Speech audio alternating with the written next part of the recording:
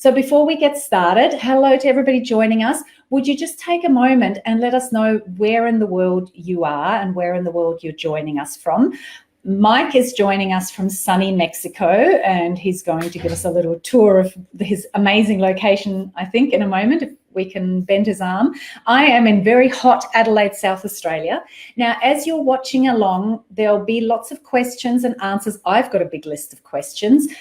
You've all provided a big list of questions, and there will be light bulb moments. So can we agree to use the hashtag light bulb in the comments box whenever you have like a big aha moment, like I just got something in a whole new way or something I didn't get before, and let's share that and really amplify it and give it loads of energy and push it out so, you know, even more people can grab a hold of these ideas, and so you can circulate it through your nervous system as well. So hashtag light bulb. If you're watching the replay, hashtag replay and tell us where in the world you're watching from, because I love to see that stuff. So, and if you're live with us here, of course, you get to ask more questions. Now, we're here for about an hour and we'll see how we go. So before I introduce Mike, I'll quickly tell you a little bit about who I am in case you don't know me. So I'm a manifesting mentor. I am an infinite possibilities trainer. I'm a hypnotherapist and an ex-finance professional. And what I focus on in my work is I work with entrepreneurial women. I help them attract more abundance. I help them shift their money mindset, and I help them get real money confidence. And one of the biggest joys I have is those light bulb moments, allowing people to have that transformation both internally and in their external world. And along my story, I've gone through my ups and downs with money, because I went through a stage as a single broke mum where I couldn't even afford to pay my rent. And that's when I really dived into the secret. That's when I first met this man here, although he didn't meet me because he was on my television screen. And I decided one day I'd like to do this kind of stuff with him. So thoughts become things, people. Here we are. And it's an amazing journey. So let me just quickly give you the official intro on Mike. Mike is a New York Times best-selling author. He is a metaphysical teacher, and he is the creator of the incredible Notes from the Universe. Those of you who are subscribed to them will know just how powerful they are. It always feels like you get just the right note on just the right day. And his books have been published in over 25 languages, which is insane because I think I would struggle to think of 25 languages off the top of my head. He was, of course, one of the teachers featured on The Secret, and he speaks on the truths of life. And he gets to travel the world and teach this and inspire audiences everywhere. And at last count, he has been to 132 cities in 34 countries. It may be a few more by now. He's also the founder of the Tut Adventurous Club, really celebrating the magic of life. And that's home to over 800,000 members. And I think I need to be corrected on that figure as well. It's probably a lot more, and close to 1 million, I imagine, by now. And most importantly, these days, he is the proud father of an amazing angel on earth called Rebecca. Welcome, Mike Dooley.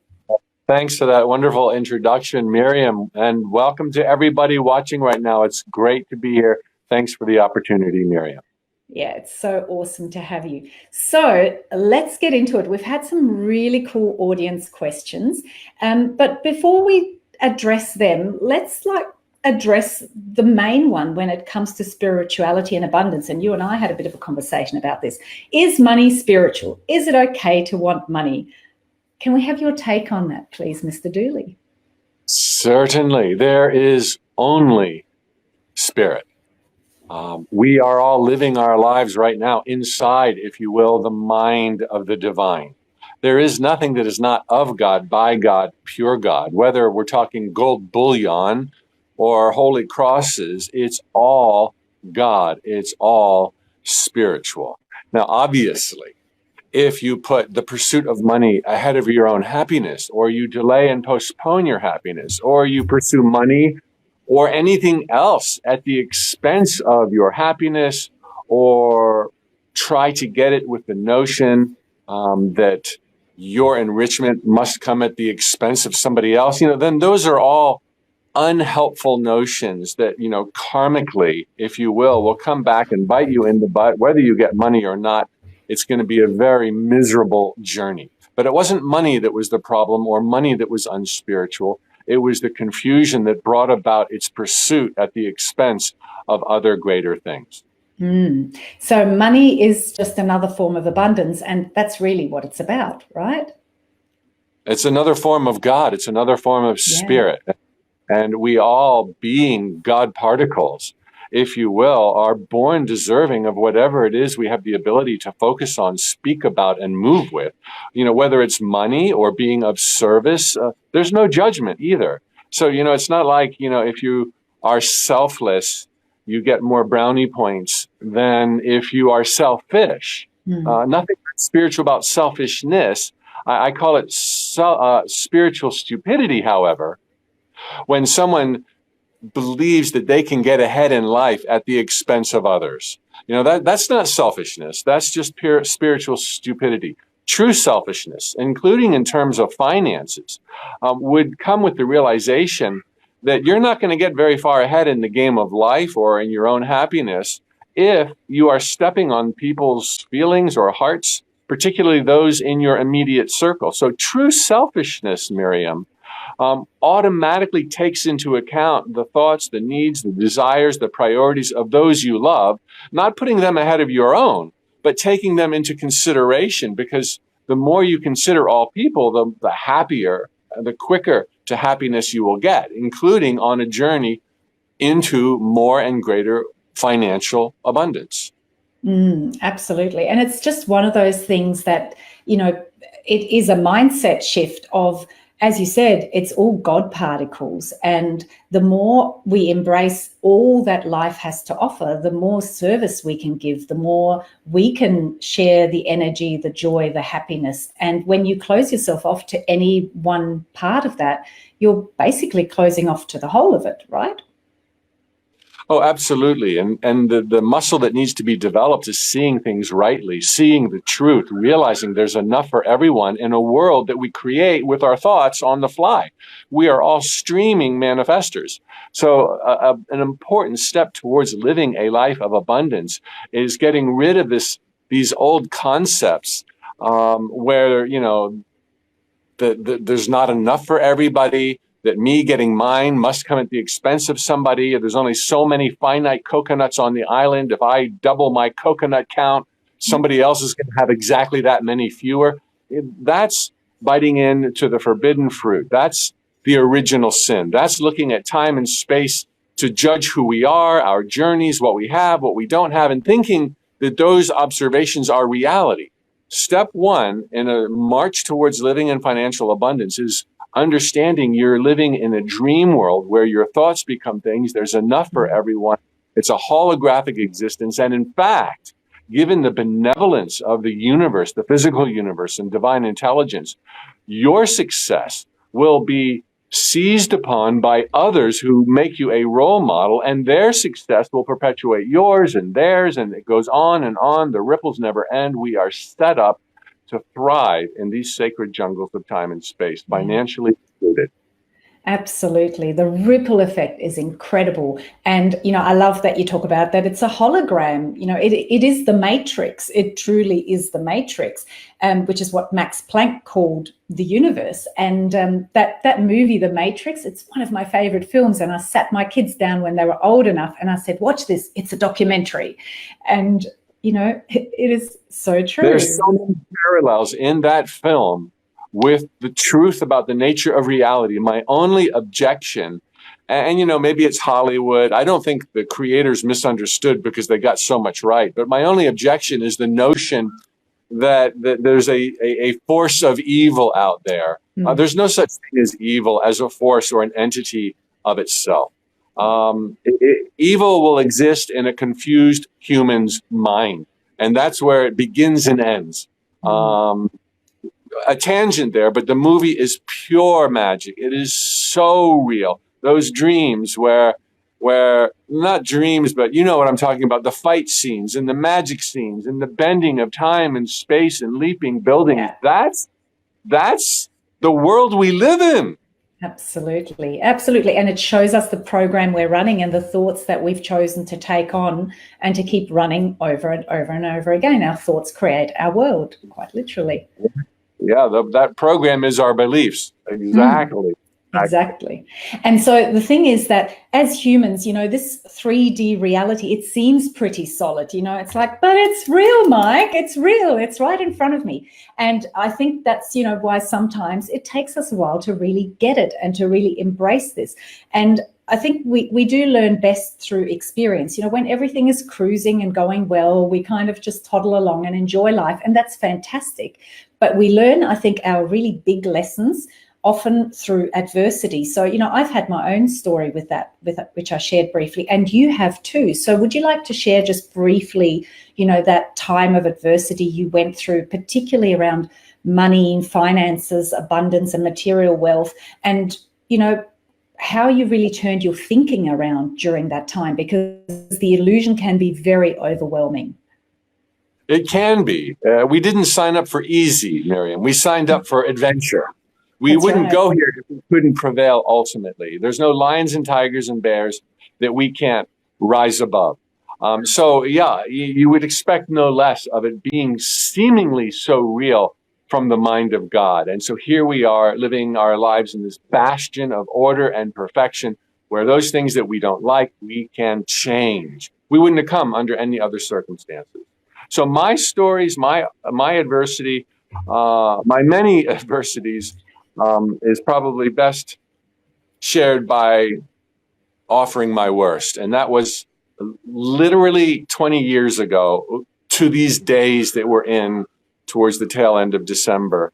At the end of 1999, Mom Andy and I had run a t-shirt business for 10 years and had done really, really well in Orlando, Florida, that still exists in the same legal form today. But at the time, we were selling just t-shirts, just gifts. And after a great 10-year run, the trends were declining. It wasn't fun anymore. The ship was sinking. And we decided to liquidate and hit restart and go actually each in our own ways. We bought out Mom. Andy did his own thing. And I took over Tut.com, the very same legal entity that it is today. We didn't owe anybody any money, but it brought about the most dire, dark night of my soul that I have ever had heretofore. I didn't know, as I was on the cusp of turning 40 years old, what I would be doing with the rest of my life, where I'd be making money, if any, the rest of my life. I literally wondered, Miriam, and it was so painful at the time, if the best of my life wasn't already over. Because by the time I was 40, I had lived internationally. I had made a lot of money. I had a lot of fun. I mean, I had an amazing life. And I was like, well, maybe it's my turn to see how other people live. Maybe this is the pendulum swinging. Maybe these are my dues. If my life had begun, a downward spiral at that point till its end, I would have still had an amazing life, is how good my life was until I was 40. And so I remember being at the end of my rope and praying to God on my knees at the side of my bed. Back then when I was scared, it was God, not the universe.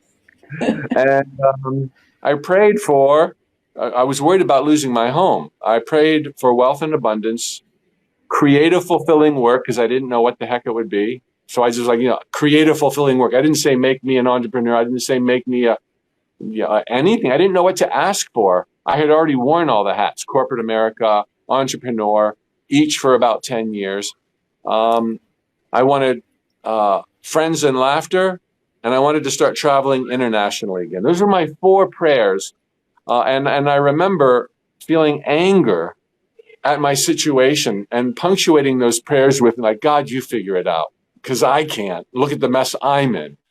And unbeknownst to me, this was the beginning of the best of my life, because finally I stopped trying to micromanage my progress, which up until that point, I was micromanager extraordinaire. This is what we're taught, Miriam, our entire lives, given the primitive climate that we chose to be born into. You better figure it out. You better do it yourself. No one's going to do it for you. You better go. You better work. Opportunity only strikes once. And these are all terribly wrong, incorrect philosophies when you understand the truth about the nature of reality. Opportunity never, ever, ever stops knocking 24/7 on all of our doors, no matter where we've been. And so unbeknownst to me, by having generally stated end results that left total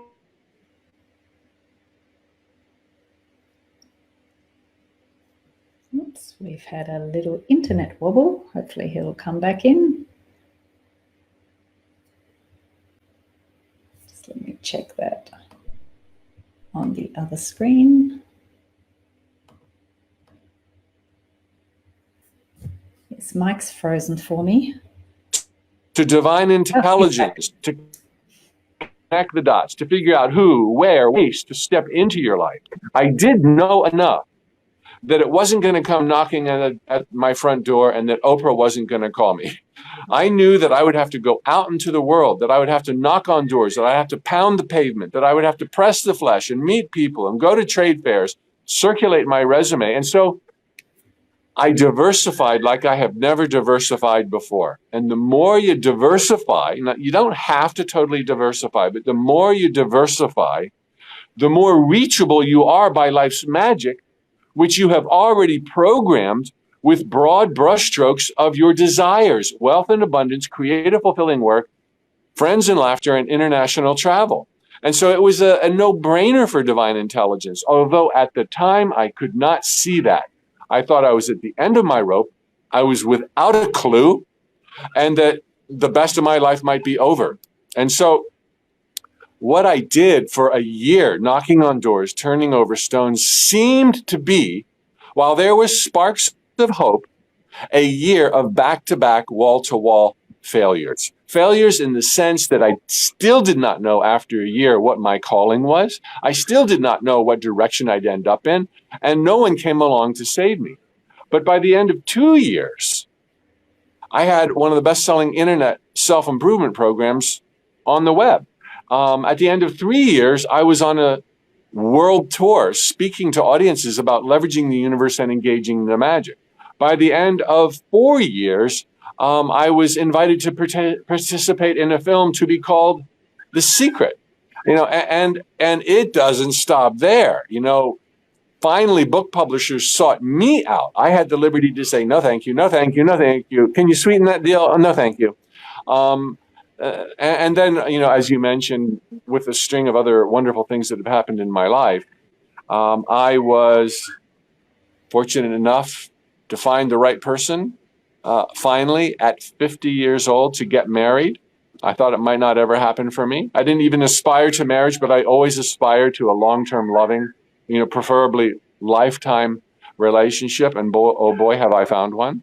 And as you mentioned to your audience, our audience, that in fact, we do have, my wife and I, a 5-year-old daughter. And it is the love of our lives. And I'm broadcasting to you. If you don't mind, I'd like to show and tell a little bit of where I am this moment. I'm in Mexico on the Pacific coast right now, and with my wife's family, and just feel so phenomenally blessed. I feel like my life is a fairy tale. And when I was going through my dark night of the soul that lasted well over a year, I remember thinking to myself as a consolation and finding it very hard to believe, Mike, you're living your greatest story right now. And I was like, yeah, that would be nice. That would be nice. But I kept at it. I kept knocking on doors. I started sending out motivational emails that later evolved into Notes from the Universe. I learned internet marketing. I learned product marketing. I learned getting credit card enabled on the web. And all those things fell flat on their face, but it accumulated. And then when things really took off, I looked back and it was like, my prayers were answered those nights praying at the side of my bed. The universe was like, we need to get you over this block of putting together content. We need to get you credit card enabled. We need a website. We need a platform. It's like everything that I did that did not pay dividends was a fundamental building block to all of a sudden I could stand back and look and see I'm living the life of my dreams. I've got this audio program. I've got a platform to offer it to. I have people who want more and they come and see me at live audiences. I've got publishers who are calling. I now reach so many people. And it was like, but we're not privy to the conversation of the universe talking back to us. Some are learning to do that, and we can all tune in through deep thought, meditation, to understand that that we're not alone and that we are being heard, and perhaps even hear that conversation, as my friend Neil Donald Walsh does in Conversations with God. But generally, we don't get to see the progress we're making. We have to go on faith. This is the old religious faith, not a blind faith, I would argue, which is often extolled, but a faith instilled with an understanding that we must be the eyes and the ears of God Almighty come alive. And nothing else makes any sense. And that this God must be loving. This God must not be of a religion, in my opinion. This God must be there for everybody always, no matter what, no matter who, no matter where they've been or the choices they've made in the past. This all has to be eternal. This all has to be fun. This all has to be tied to some kind of a reward that every single one of us said, yes, sign me up for that, man. I want an adventure in the jungles of time and space, even though I might be scared to death, even though I might fall and get hurt, even though my girlfriend will cheat on me, even though I might go broke. I know there will always be hope. I know I'll never be alone. I know that my thoughts will still become the things of my life, and I just think the right thoughts. All else will take care of itself. And let me just add, before I stop this tirade, I have found that even in spite of immense and overwhelming negativity on my behalf, during that year of back-to-back wall-to-wall failures, I felt stupid. I was embarrassed. I wondered what was wrong with me. No doubt there were things wrong with me, but I still would visualize for 5 minutes. That's it, every day. I still put together vision boards. I still crafted affirmations, thanks to Louise Hay. And anybody can Google her books, You Can Heal Your Life.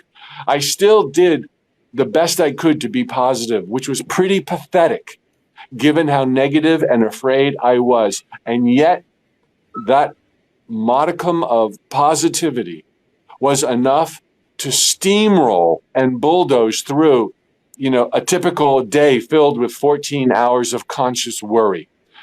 Our thoughts become things, and our positive thoughts become things way more easily, 10,000 times quicker than our negative, fearful thoughts, because they are in alignment with the truth that brought us here. Not those negative, fearful thoughts where you don't believe in yourself and you see yourself as small. Those are lies. Those will always be lies. You are God Almighty. And when you just feed that a little bit, that truth a little bit, you become unstoppable. Yeah, magic happens. That's the best tirade ever, ever. Don't you guys agree? Yeah, the chat box is just going off with, oh my God, so true, so exciting. And I think, one of the most powerful things that I heard out of I heard lots of wonderful things, but the thing that, just that little breadcrumb, the little do the best you can where you are right now, even if it sucks, even if it feels pathetic, it has power. And we get to the stage in life where we then look back and go, oh, it all makes sense. I say the same. I say, oh, it all makes sense in hindsight. I was an engineer. I dropped that career because I was unfulfilled. And I thought, what a waste of time. But now I know it's helped me become really structured and organized and break things down into simple steps and systems for people. It makes me great at my work. I went through the broke single mum stage. It made me realize that no matter how crappy things get, you can have massive turnaround. It also made me very empathetic to the state people are in and how trapped you can feel in it. And so, all these things in hindsight. And then I started a finance business and I went, I don't really like dealing with banks and the finance industry. I love helping people though. And, now I'm abandoning that. What's wrong with me? Why can't I make up my mind? And here I am now. And I've chosen to focus on helping people with abundance and specifically money, because it's the thing that keeps them most trapped in the illusion of life. And it's the thing that stops them from stepping into their power as an instrument of God and as a being who's here to fully express the abundance and the magic of the universe. Sorry, that's my tirade. I had to throw one in there. Wow. And so I think, like, for me, out of those dark moments, and we've had some great questions about those, and we'll get to those in a moment. Out of those dark moments, what really, really struck me is that it can all turn around so fast. And when you're in the middle of it, you just cannot see it. And that is my biggest learning. And when I'm in a place now where things seem a little bit hopeless or slow or I don't get it, I always think, well, I'm not privy to the bigger picture. I wonder how this will all look in hindsight. And I kind of have trained myself to get a little bit excited. So what do you think for you was the biggest real tangible learning that you then kept using over and over again out of that dark period? That's a great question. I love the lesson you got, and it's one that I perpetuate in the Notes from the Universe quite frequently, that, things can change so fast for the better, and they usually do. So that's a good one. I also learned that, the one I just shared with you already, that it's as if our positive thoughts are 10,000 times more powerful than our negative thoughts. Indisputable. I found, and this is a really cool one I love to share, that sometimes knocking on one door, when you're starting out on that dusty dirt path and all of your options suck, that's where I was. I didn't know what path to be on. I knew I had to be on one, so I would try this one, try that one, knock on doors, turn over stones. Sometimes knocking on one door that you did not even want to knock on, that wasn't really that cool anyway, except it was better than not knocking. Because you did, another one opens. It's really super cool. It opened. And the one you knocked on never did open. But because you knocked on it, this other one opened.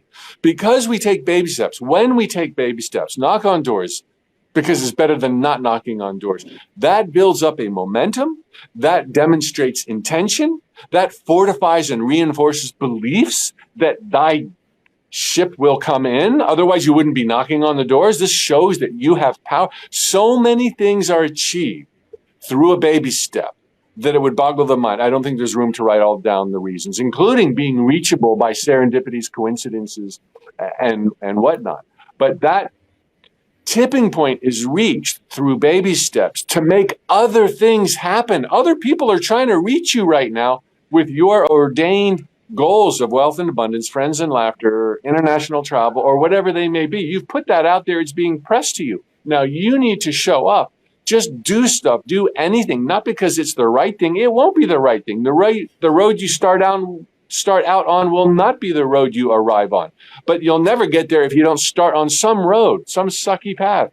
And so I've seen it again and again where something just came into my life from absolutely nowhere, didn't see it on the radar, didn't even know it existed, and everything changed.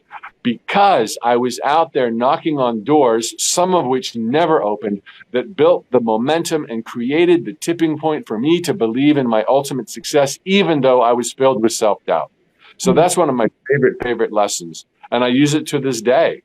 Another lesson is the realization that just because we live in a non-judgmental universe, we live in a non-judgmental universe, does not mean we live in a neutral, uncaring universe.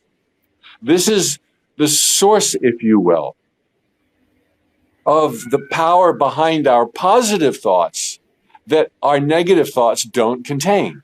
Our positive thoughts are not because they're positive, that's judgment itself, but our positive thoughts, like moving towards an expansive, growing, learning, fun-filled adventure with wealth and abundance and friends and laughter, those kind of thoughts are in alignment with the nature of your reality. You wouldn't have come here on any other terms. So when you think thoughts that are in alignment with truth, which would be any thought about your own abundance, your own joy, making other people happy, healing, etc., thoughts like that are like, well, yeah, you're of God, by God, pure God. It's the least you can ask for. In fact, whatever you ask for is less than what you already have, a life in time and space. So you want to ask for some icing on the cake? You want to ask for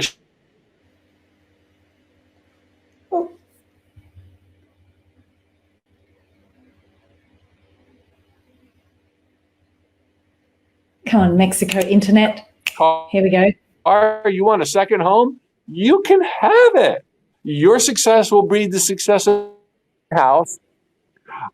But it is because we live in a non-neutral universe that our positive thoughts are far. I could go on and on with lessons I've learned, including thoughts become things. Just do your best with what you can to hold that vision in spite of fear and it's going to be rocket powered.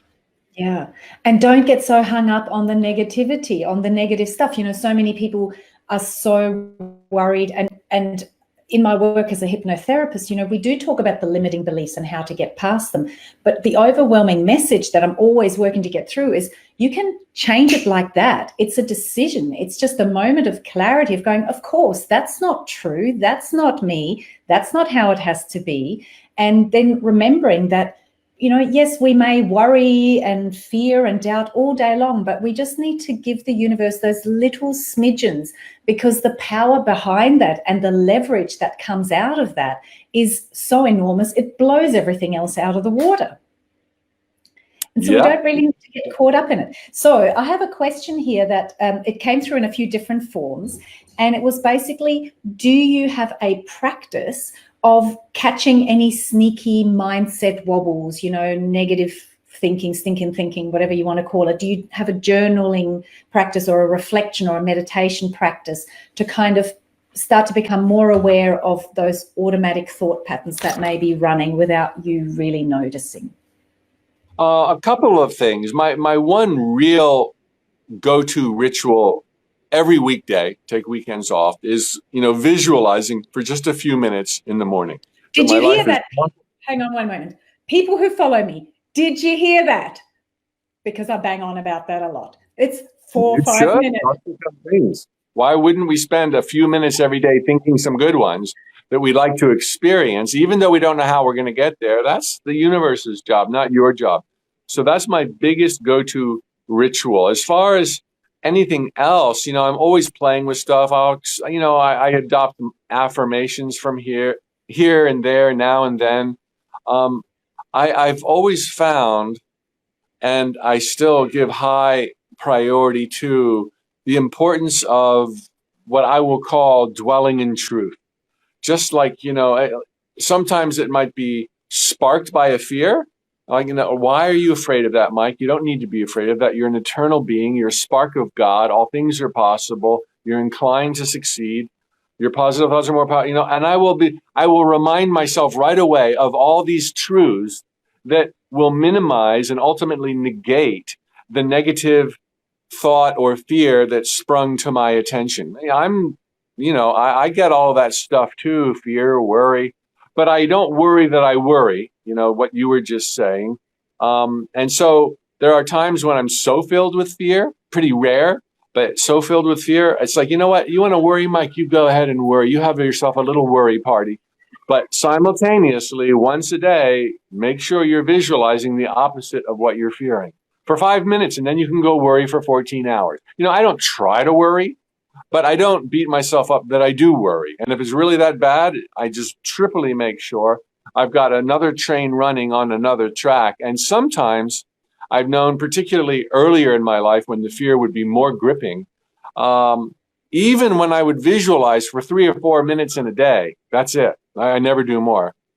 I would be negative and fearful. The fear would creep into my sacred visualization space, but I would keep with it once a day, 3 or 4 or 5 minutes, and I would always prevail. And that's a big lesson of this lifetime, how much more powerful positivity is over fear.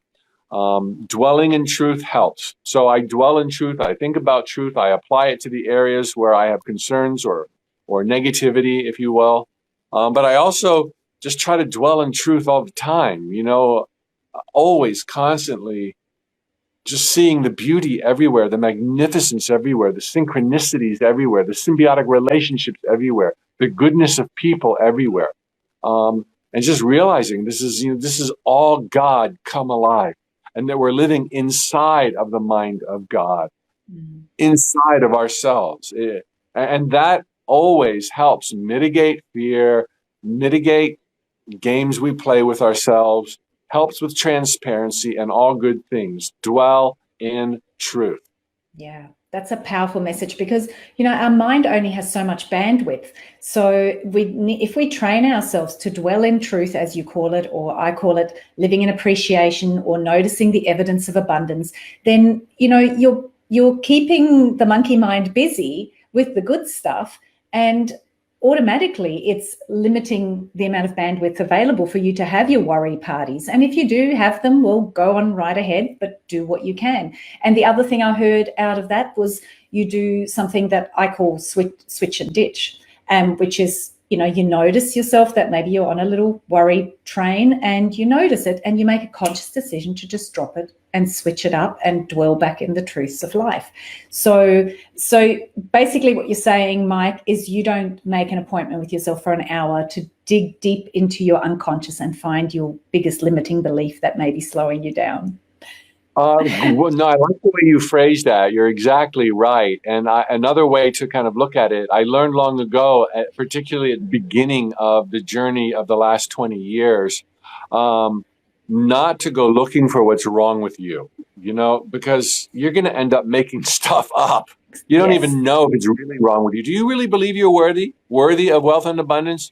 Listeners right now, I don't know. I think I do. Maybe I don't. Maybe that's the problem. Oh my gosh. Now it's part of the problem. And it wasn't part of the problem to begin with. There was no problem to begin with. It was just a matter of priorities or love or different things happening in your life. And you're ready right now, unless you go on this wild goose chase of looking for what's wrong with you.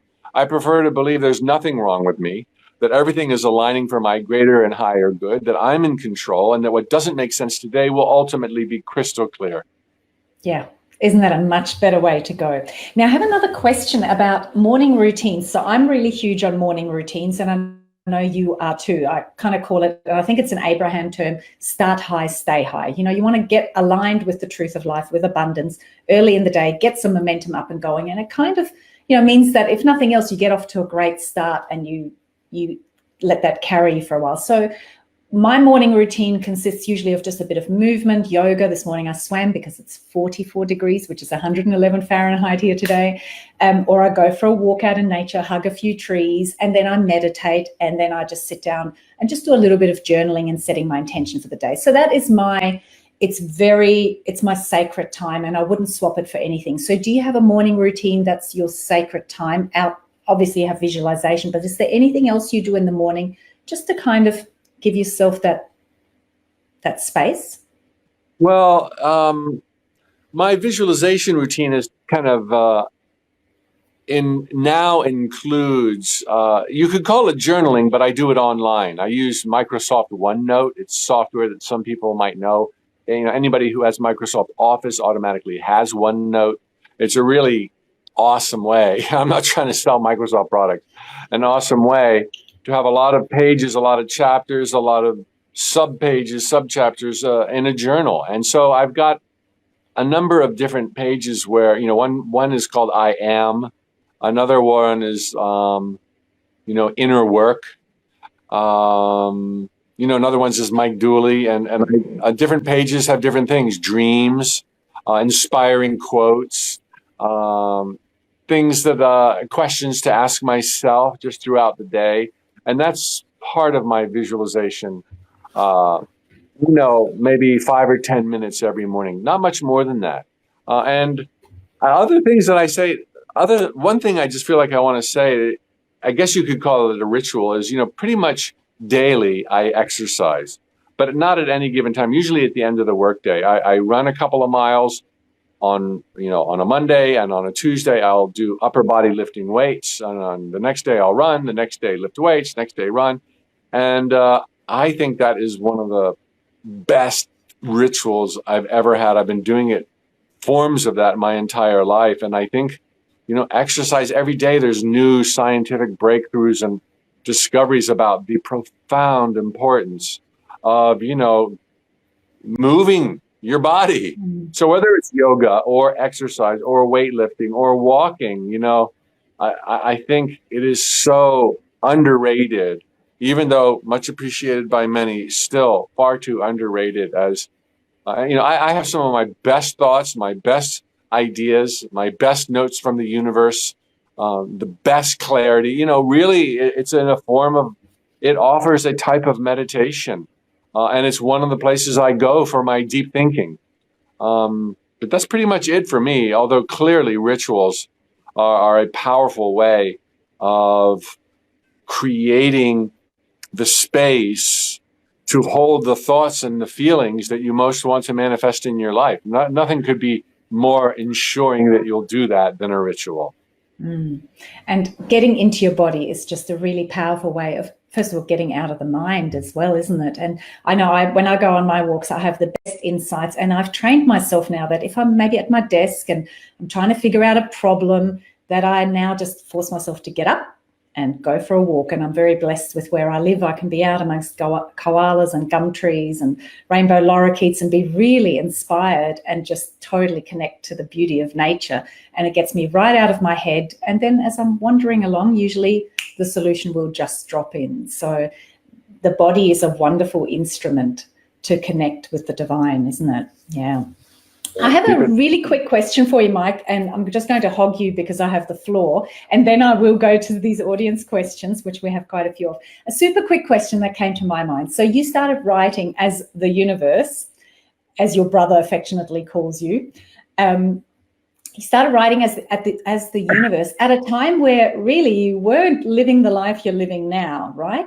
So how did you get past that, imposter syndrome, I guess? Because I teach this stuff, and at times where maybe my business is a bit slow or something hasn't worked out the way I wanted it, the thoughts creep in of, who am I to teach this? I'm still, just learning to walk myself here. So how did you get past that? Well, writing, just rephrase that question one more time. I think I got most of it, but it was at a low time in my life, and I am sharing, these pearls of wisdom. And so what's the question? So you're writing as the universe and sharing these amazing pearls on the truths of life at a time where your life was still, to use your words, a bit of a train wreck. So how did you get past that, what was going on for you personally, and still do the writing? I remember feeling like, where I was not who I was, that it was just a temporary step on a temporary path. I did not allow myself to go looking for what was wrong, although I suspected, some things could be better as far as my outlook and my perspectives. But I had my dreams, wealth and abundance, friends and laughter, creative, fulfilling work. I was doing something about them.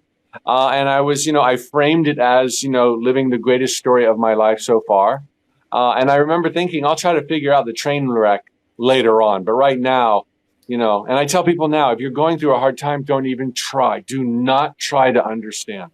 And for me, a year into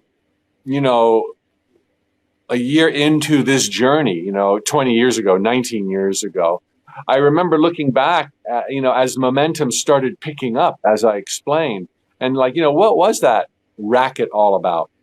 Prior to the calamity, prior to the train wreck, I was writing on T-shirts about life, dreams, and happiness, and moaning about my life that I couldn't reach more people, wishing that I could have an audience, that I could be seen for what I have to offer.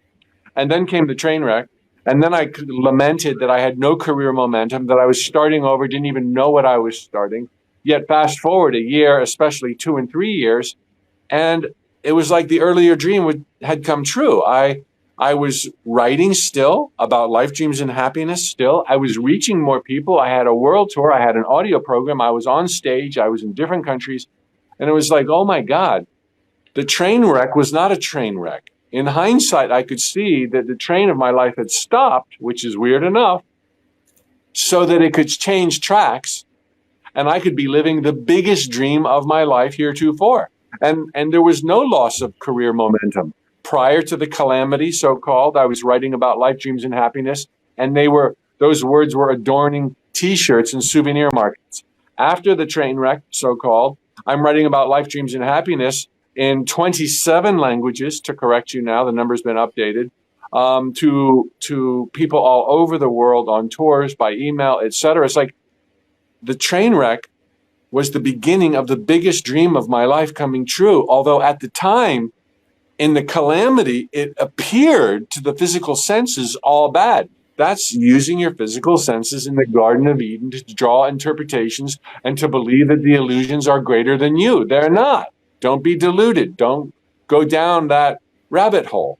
And so these are the kind of things I would tell myself when my life seemed to be so bad, that this is temporary. Where you are is not who you are. Keep busy, visualize, post a new picture on your vision board, knock on doors.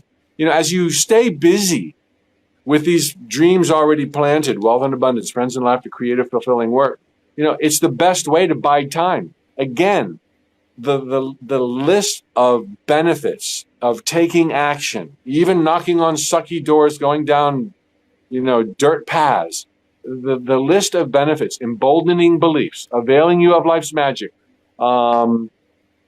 installing new beliefs, eroding invisible limiting beliefs, being available to serendipities and so-called coincidences, living your life, taking your eye off the pot as you wait it to boil. I mean, the list is endless of the good that comes to all of us when we stay in action with baby steps towards big dreams, even especially when we don't know how the big dream will come true.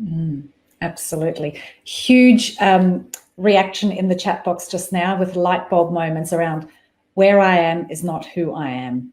That's a huge one. That's a very, very big one. And, I think we should all just plaster that on our office wall somewhere, or bedroom wall, and the shower, and everywhere you can, because it's absolutely true. So let me get to some of these audience questions, Mike. Otherwise, we will end up just talking all day about all sorts of wonderful things. But I've got some really beautiful, specific questions, and I think that there's real gold in that, because, again, it's, people in the middle of it all, and then being able to reframe it and see it again from these higher truths, as we've been speaking about. So Suzette said that her issue was she seems to only manifest part of it. For example, she manifested a house on the beach with a crazy person inside, or she got a great job with great pay, but the people treated her terribly. So her question is, what's going on there? I would draw on the successes and not give too much worry or thought or concern to those areas that aren't quite right. The universe is working on all of your 10,000 thoughts a day. And there's some baggage there. Undoubtedly, there might be some confusion there, about what partners are like, or what, circumstances are like, or what having a job is like. Is work a 4-letter word? There might be some crossed wires there. So, dwell on what succeeds, fine tune, press ahead. Don't assume something's wrong with you. It's going to take care of itself. Manifesting is an art. It's not do this, get that. When you think so many thoughts a day, I think the number is like 60,000 different thoughts a day. Mm-hmm. And then don't be thinking that you're vulnerable to the other 60-odd thousand thoughts that you think every day. The positive ones, the ones in alignment with truth, are the ones that will become things the quickest. So, where you are unhappy or displeased with a part of a manifestation, start working on making it better. If the partner's not working out, redefine it, examine through introspection your own thoughts about partners, or what's available, or all the good ones are taken, or whatever it might be. Make sure that you have clarity there. And you might not be able to find what your invisible limiting beliefs are. I've been trying to make this point. But you can nail down the beliefs you want to have. Relationships are awesome. I always attract the right people. You don't be a person who believes that for every good thing that happens, a bad thing has to happen. Journal out and write down how that's so utterly insane. Mm-hmm. That would mean that if you have a wonderful life, then your next life, you're going to be an axe murderer in jail. That would mean if you have a wonderful decade, then the next decade's going to be bad. A lot of people think like that. So make sure that there's no stinking thinking in there, just by dwelling and musing and wondering about your feelings towards relationships, and then writing down the stuff you want to believe, and start seeing the validity of those concepts, and start buying into them and acting as if they were yours. And those new concepts will become your new beliefs, that it's a safe and wonderful world filled with awesome people who are kind and generous, that you only attract the good and the best. Another errant thought that can bring wonky manifestations is that God gives tests. Yes. God has never given a test. There's no such thing as a test from God. We passed the test. That gave us entry to these sacred, hallowed jungles of time and space. Here, we learn lessons. We want to learn lessons. There are lessons, but they're not given by God. You know, if God could interrupt your life with a test, you couldn't say, believe and ye shall receive. You couldn't say thoughts become things without having the caveat, unless it's, you know, test month. If it's test month, then your thoughts will not become things. If it's test decade, then your thoughts might not become things because God will override. There's no overriding. You are the sole director of this party ship. And yes, you will stub your toe. You came here to learn that you're awesome and that you need not stub your toe, to change the picture in your mind in any area of your life that's not pleasing. So yes, there are lessons to learn born of our own confusion, and with deep thinking or meditation or just living your life and stubbing your toe, that confusion will be banished. That's kind of the name of the game of life. So instead of waiting to stub your toe, dwell in truth. Think about what you think about. Think about what you believe in. Don't make it an arduous, difficult task, and don't feel like you're vulnerable, and don't think, oh, it's too hard to figure out. It's easy to figure out. Write down the beliefs that you want to claim as yours in every area of your life, especially in financial abundance, and see their validity. You know, that your thoughts become things. There's enough for everyone. You live in a holographic universe. Your wishes are being pressed out to you by divine mind right now as manifestations, incipient manifestations. That you will be an example to others by your success in financial terms. That God wants you to be rich, if you want to put that down there for fun. That you can do more good with your life if you're financially abundant than if you're not. Now, I don't want to turn this into you have to be rich to do good in life. You don't have to have any money to do good in life. But why not play with the idea that money is spiritual, that money is God expressing, that money is God dancing into your life, giving you more options that you are entitled to, that you were born deserving of. This is part of your inheritance. Write these all down as these are my new beliefs about wealth and abundance and money. And making it is easy. It's a game. It grows on trees. It really does. It's paper. You know, make all these things. Are these your beliefs when you write them down? Some will be and some won't be. But study that list and make those lists for every area of your life. Study and see those validity. You know that you're of God. You know that money is of God. You know there's enough for everyone. See it until it's so true in your life that even if you did once have invisible limiting beliefs that said money is bad, big money, big problems, those will not make sense anymore in light of your new list and your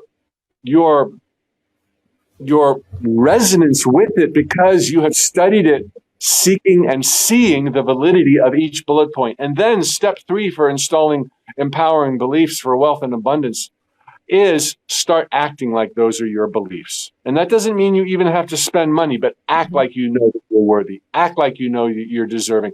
Put stuff in your calendar, you know, Hawaii in October 2020, baby. You don't have to buy the tickets. Just act like it, demonstrate, pretend, and do what you can with what you got physically in the world to move towards Hawaii and whatever else it is you want that financial abundance can bring to you. And then these beliefs will be emboldened by the new evidence that starts trickling into your life, and they are locked in, baby. You become unstoppable. You have the Midas touch. You were born with it. We just had a comment in the chat box. I'm madly writing down all this gold. Should have learned shorthand. Should have learned shorthand. And that's, you know, everything you just said is the overriding answer to what about my limiting beliefs, or what about my feelings of not being deserving? Drown that shit out. You know, yes, you don't need to spend time on it. You don't need to keep worrying about it. You don't need to keep thinking about it. Every time you think about it, you take yourself back there and then you're stuck in it again. But you can drown that out. And yes, the illusion can seem very real and be very overpowering. And it's your job to train yourself not to buy into it. Righto. Yeah. Cool. So we can probably cross off a lot of these other questions on the list, but I will just read a couple. You know, so there was one I had from Cecilia saying, I find it confusing how I get in my own way and only notice it in retrospect. And I asked her to clarify, and I said, give us an example. And she said, actually, I don't even know. I'm clueless. So, you know, What a great example of going, maybe there's something wrong with me, and being convinced that there must be something there, even though you can't see it, rather than just choosing to focus on the truths of life.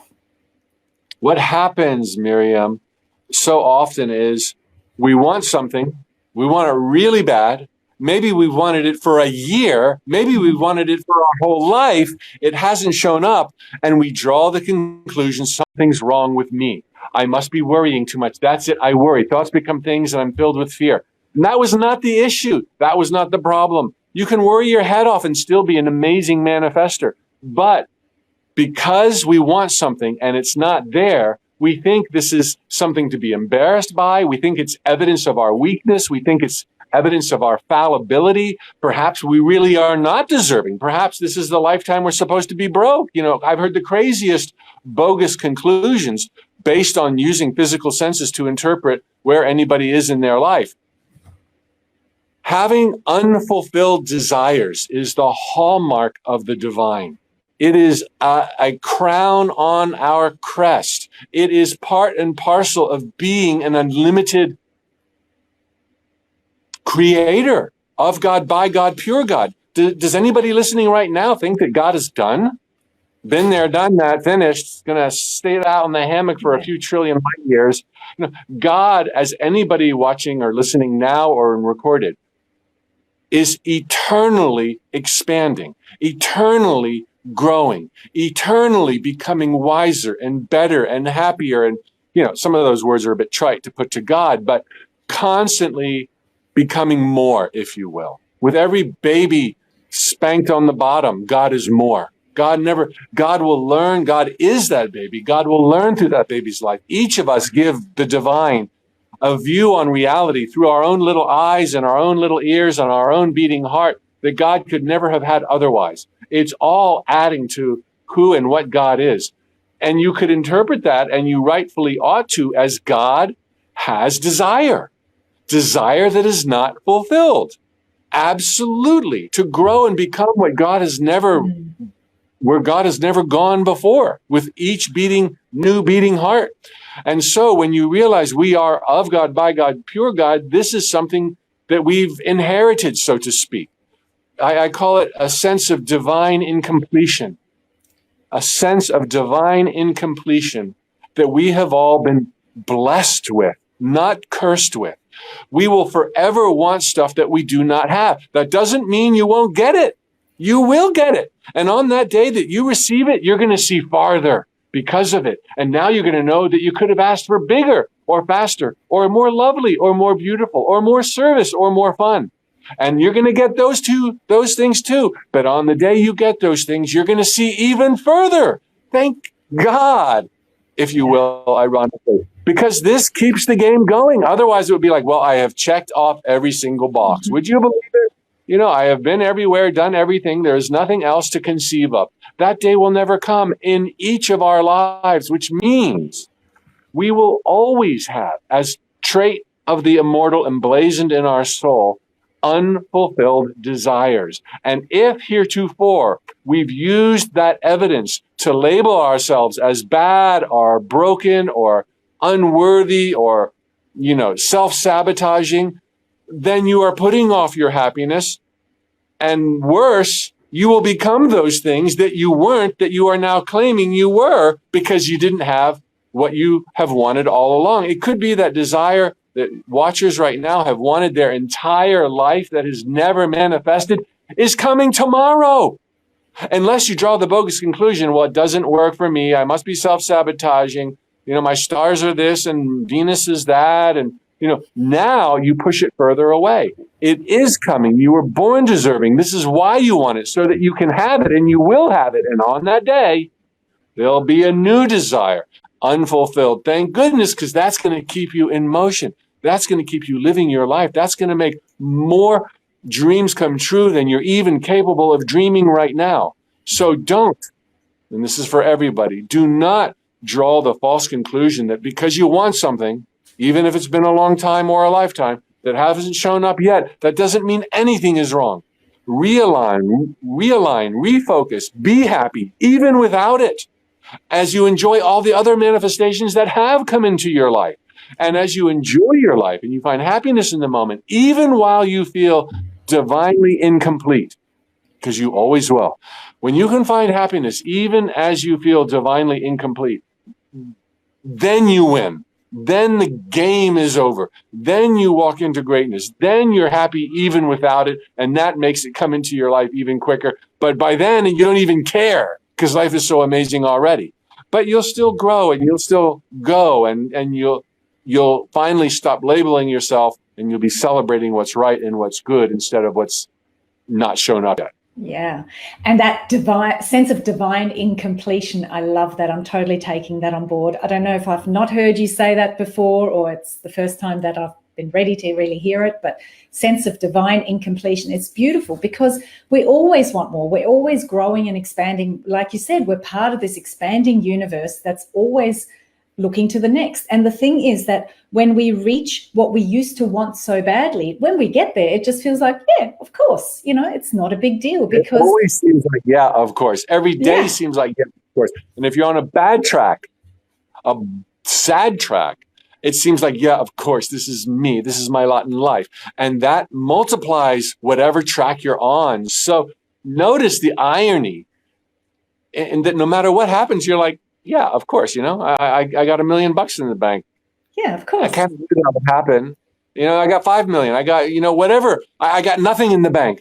Yeah, that's kind of my life. It's like, it's not your life. It was your thoughts that became things. And you're like, oh, that's familiar. It's like, because you lived it in your mind first. So that's just kind of an irony or a twist in life. Yeah. That you multiply wherever you're at, and you can fake where you're at. You can change, even though you're faking it, into a mode of happiness and to a working with a gratitude journal.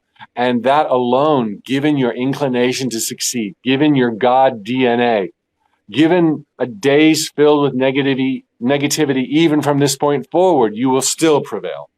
Absolutely. And even, if you get to that point, you've wanted the $1 million in the bank and the day arrives, you'll be like, yeah, of course. And at that point, you will have another bigger dream and you will still feel divinely incomplete. So divine incompletion is our natural state. And when we make our peace with that, we get to just enjoy where we're at and put down put down the batons and stop battling. And that actually answers Michelle's question. How do I stay positive with what I want, but being able to let go of the outcome? Asked and answered, Michelle. I have one more question I want to read to you, and then I think we might wrap it up. But I want to just encourage everybody who's joined us live on the call, which is quite a few people, please take this opportunity to post any questions you have while we're here live with you. You've made the time to actually join us live. You've had this in your calendar. I know there was some confusion around the time being bumped by half hour because Miriam isn't so good at the time traveling thing yet. And take the opportunity, ask the questions. Just if you could use #question, then I'll know it's a question. I'll be able to pick it up really easily and we'll answer those before we go. And I just have one more here by Glenda, who says she's reading Infinite Possibilities at the moment and she'd like clarification on something. And I know what you're going to say, but I'll let you answer because it's your book. She says, what if I'm focusing on one thing that will help me obtain 3 different things? Is this not the best way to go about this? I mean, would that cause confusion? Because you say focus on one thing at a time. Sorry, I'll say that again because I missed the beginning. Mike says focus on one thing at a time, but what if I'm focusing on the one thing that will help me obtain 3 things? Isn't this the best way to go about it, or will it cause confusion? So a means to an end, basically. Yes. Well, first I want to say that there is so much latitude when it comes to being a successful manifester. There are so many different ways to succeed. And even when we get in our own way, we still succeed. So I don't try to make too much of a drill out of it or like, I must do this, I must do that.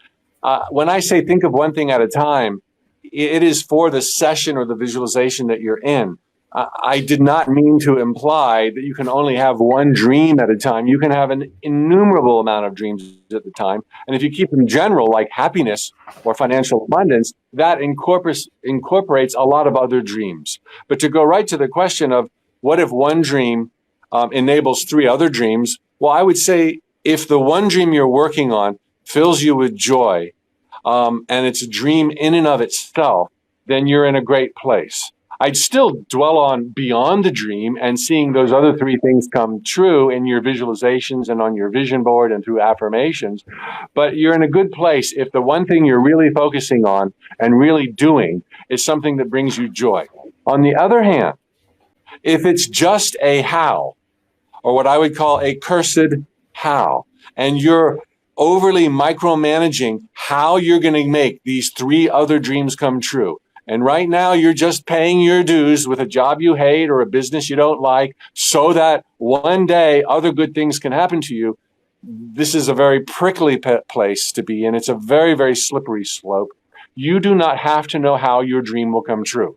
What I advise is for people to knock on a number of different doors, try a number of different paths simultaneously. That doesn't mean open 3 different businesses, but if you're an expert in a certain realm, you might try 2 or 3 different things within that realm so that they're all playing and building on one another. Or maybe there are 2 different realms. You could be a school teacher in the day and an entrepreneur in the evening. You could have 2 distinctly different paths. That's not important. But what I would most want anybody to do when they formulate the paths they go down, so that they can ultimately avail themselves of wealth and abundance and those 3 other things that the questioner had, they want to choose the path that is most likely to bring them joy.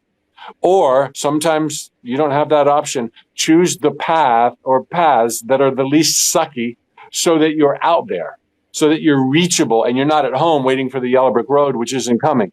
You need to be out there, but without an insistence that any one path be the path. If you're insisting on this path for those 3 things, you better really love that path, or it's a cursed how. If it's a cursed how, then try out other paths as well, and let there be room for surprises and other corridors and avenues for the manifestation of those 3 things. Awesome. Thank you. Now we have 2 more. I'm just mindful. It's 8 minutes past the hour. We have 2 questions in the chat box. Have you got a moment to answer them? Yes, a quick moment before a little 5-year-old starts running through here screaming. Fair enough. Well, the first one is about teenagers, so that's very appropriate. Question: how can you stay positive and in alignment with what you want with teenage kids that like to bring the vibe down with teenage drama? What's your thoughts? Oh, that's actually, without regard to the age of the antagonist, it's a very common question. What do I do when I want to soar with the eagles, but I'm surrounded by turkeys, whether they're at home or in the office? It's like, first stop is don't see yourself as vulnerable. Nobody can stop you from having yours. Nobody can totally derail your positivity. If you need to, sequester yourself. If you need to, have quiet time. Get away from the ruckus if you can. If you're not married to them, or in this case, it's your teenagers. I was going to say if they're friends or coworkers, change them. Teenagers, you can't really change. But have a sense of humor. They're growing, they're learning, they're negative, they're making fun of you and your vision board. Let them make fun of you. You're going to get the last laugh. They're going to be like, how did mom do that? How did dad do that? What was that woo-woo stuff? That's what happened to me. You're not vulnerable. Okay. That's my biggest answer for you. Yeah. Don't take it personally. And just another one, which we've kind of addressed as well. So maybe just a quick summary. How do you turn off negative thoughts that just keep creeping in no matter how hard you try? You're trying to focus on the outcome you do want, but those negative thoughts just seem to keep yelling louder and louder. I always say stop trying to stop thinking about them, because if you're trying to stop, then you're there. Correct. I let my runaway trains of fear run. I'm just like, you just go, baby. You just worry your little heart out. But simultaneously, spend 5 minutes a day. 5 minutes a day being as positive as you can, seeing a better outcome as if it was already done. And even if that's infested with negativity, leave it. Just do it one time. And now you can go worry 14 more hours a day. Stop trying to stop it. You can distract yourself. You can get busy. You can do other stuff, but you're not vulnerable either. And your positive thoughts combined with your dreams, combined with affirmations, combined with vision boards, will totally blow them out of the water to the point. Yeah. It's just so trite. You don't even care. You just stop worrying. Yeah, because what you resist persists. And the word try itself implies not succeeding. And it's a term we use a lot in hypnosis. It's hypnotic language. Go on, try, and you'll find that you can't, because the word try implies not succeeding. It's all about resisting what you don't want and actually amplifying it. So, Mike, it's been absolutely amazing. Hour and 10 minutes of all sorts of juicy goodness. The chat box has been full of light bulb moments and gratitude, my most heartfelt gratitude. Now, before we go, we're just going to let you know, if you'd like some more support from either Mike or myself, how you can take the next step. So Mike has got the very famous and fabulous notes from the universe, which you can subscribe to. I'll let him just explain them a little bit in a moment. And I have a free money manifesting training, which actually talks about the 5 top reasons why more abundance isn't flowing to you and how to turn that around. So they're 2 freebies that we're really happy for you to help yourself to allow you to have even more light bulb moments. The notes from the universe are full of wisdoms like you've heard here today, and they also let you know what else is going on in the land of Tut and the Tut's Adventurous Club and the world of infinite possibilities. Now, if you want to take a deeper step, then I'll let you quickly know what I have available for you, and then I'll let Mike talk about his. So I run a program called Magnetic Money, and it's about attracting money that flows, stays, and grows. We master the 3 M's of money, which is manifesting, mindset, and actually physically managing your money, so you're not scaredy cat of it anymore. And that allows you to really step into the flow of abundance and get money confidence. That is a live program with live support, a live community. We have support calls on a regular basis, and I will put the link in the description together with a coupon you could use at checkout to get $100 off. It's priced at $747 US full price, but you can get $100 off, and you can also take advantage of the payment plan. And Mike, you've got Playing the Matrix for Wealth and Abundance available for people. So do you want to just explain that a little bit for a moment? Yeah, it's a Hay House video course, and it explains a lot of what I touched on in this call, having general end results, how to have general end results that unleash the universe to do the micromanaging for you, while how to maintain a sense of optimism, buoyancy, and highly charged emotion, and how to take action without messing with the cursed hows. I've got over 100 examples. There's a workbook that goes along with the course, examples from my life of things that I did to engage the magic, to leverage the universe.